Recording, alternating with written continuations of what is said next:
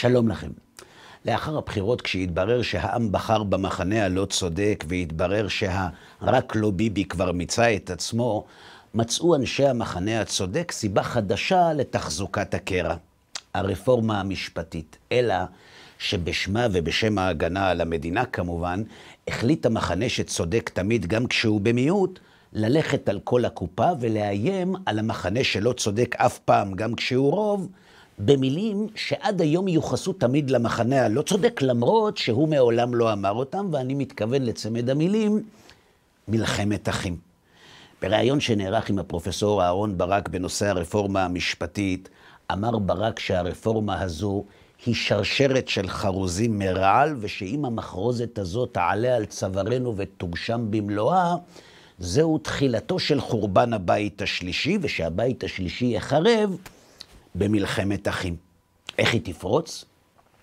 את זה הסביר במהלך הפגנה נגד רצון הרוב, אדם שבמשך שנים עסק בחינוך לאזרחות ולדמוקרטיה. אני רוצה להזהיר, כך אמר האיש, זו ההזדמנות להגיע להסכמות רחבות, ואם ייגמרו המילים, יתחילו המעשים. אלו מעשים? את זה הבהיר עורך דין מכובד בכנס מכובד, שבו השתתפו אנשים מכובדים שמכירים את החוק היטב וגם מתפרנסים ממנו. אנשים מוכנים להילחם עם נשק, אמר עורך הדין הנכבד, ואם אצטרך להגיע לזה, ואם יגררו אותי לשם, זה מה שאני אעשה. ונגד מי יופנה הנשק? על כך השיב מי שבמשך שנים עסק בלהגן על הרוב, וכך הוא אמר: אם יקום ראש ממשלה ואיתו לעצמו סמכויות דיקטטוריות, ראש הממשלה הזה הוא בן מוות, יחד עם שרה ועושה דברו. כעת חברים, אם תחברו את כל הדברים, התמונה תהיה הרבה יותר ברורה, וגם האיום.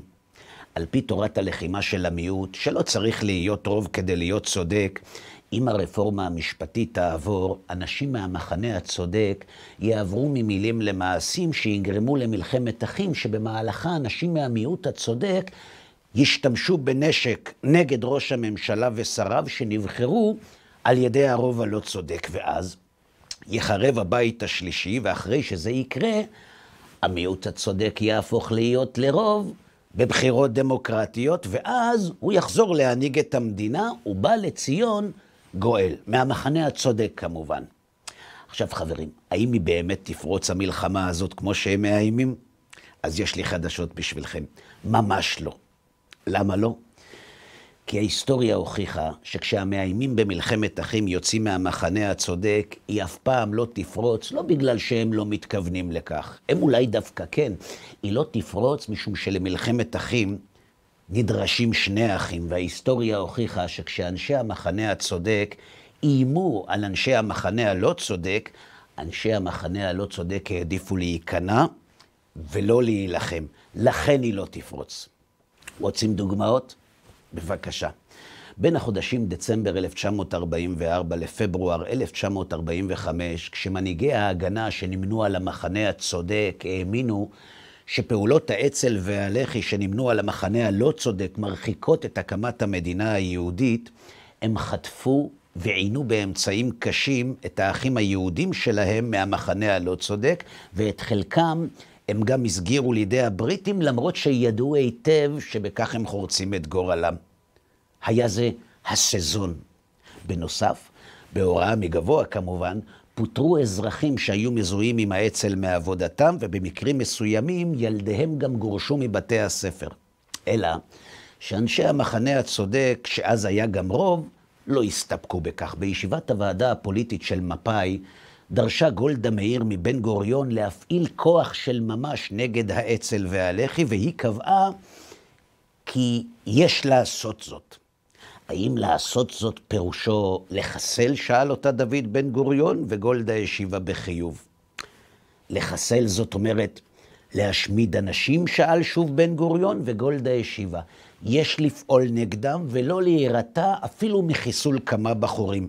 והיא הוסיפה שאין לה מעצורים מוסריים כשמדובר בפעולה נגד הפורשים, ושהכל מותר במסגרת המאבק בהם.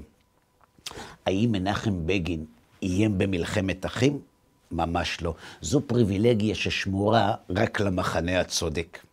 במאמר בעיתון המחתרתי חירות כתב בגין את המילים הבאות: התפרוץ מלחמת אחים בארץ ישראל? היחרב ביתנו בטרם הוקם? היזכו שונאינו לראות את שאיפתם השפלה מתגשמת? הנראה את ילדינו מרימים יד או נשק איש נגד רעהו? ובכן, זוהי תשובתנו בשם הארגון הצבאי הלאומי בארץ ישראל, כתב בגין. היו שקטים יהודים נאמנים. לא תהיה בארץ זו מלחמת יהודים ביהודים. בהמשך, כשארגון האצ"ל השיט ארצה את האונייה אלטלנה, כשהיא עמוסה בכ1,000 עולים ובנשק רב, גם אז לא פרצה מלחמת אחים, וזאת למרות שמנהיג המחנה הצודק הורה להפציץ אותה. למה לא פרצה? כי גם אז מנהיג המחנה הלא צודק הזהיר את החיילים הלא צודקים שלו והפציר בהם במילים אלו. אל תרימו יד על אח, גם היום לא. אסור שיהודי ילחם ביהודי. אסור שנשק עברי יפעל נגד לוחמים עבריים. עכשיו אתם מבינים למה בן גוריון לא חשש ממלחמת אחים? כי הוא ידע שעבור אנשי המחנה הצודק, אחדות האומה חשובה יותר מכבוד ושלטון. הפעם השלישית שהמחנה הלא צודק הוכיח את נאמנותו, התרחש כשאנשי המחנה הצודק החליטו לגרש מביתם שבגוש קטיף כ10,000 יהודים באישור בג"ץ שקבע, ואני מצטט, שהמטרות המדיניות, הלאומיות והביטחוניות שעליהן מבוססת תוכנית ההתנתקות, הן כבדות משקל והן נועדו להגשים את מה שנראה לכנסת ולממשלה כצורך חברתי חיוני ומהותי שיש בו כדי להצדיק פגיעה בזכויות אדם של הישראלים המפונים, ושאין צורך במשאל עם משום שבניגוד להיום, בישראל הריבון הוא העם, והעם בוחר את הכנסת, אמר בג"ץ, והיא זו שמחליטה על המיעוט, גם אם זה לא מוצא חן בעיניו. תגידו, האם המגורשים, אנשי הצד הלא צודק, קראו למרי אזרחי? האם הם איימו במלחמת אחים? האם הם הורו להשתמש בנשק נגד האחים שפינו אותם בנחישות וברגישות? על כך השיב הרב יגאל קמינצקי, מי שהיה הרב של הגוש באותם ימים. אלו היו ימים נוראים, הוא אמר, תחושה של משהו היום ונורא. חשנו בגידה עצומה בערכים, באידיאלים, באמת, בכל מה שחונכנו עליו, וזו הייתה תחושה נוראית. ומה באשר לאפשרות שהייתה יכולה לפרוץ מלחמת אחים? ממש לא. האמנו, כך סיפר הרב, שאנחנו צריכים למנוע מלחמת אחים. בחרנו בדרך הנכונה, לא שוברים את הכלים, המדינה היא שלנו, לא פחות משל אריק שרון. גם אחרי גוש קטיף יש חיים.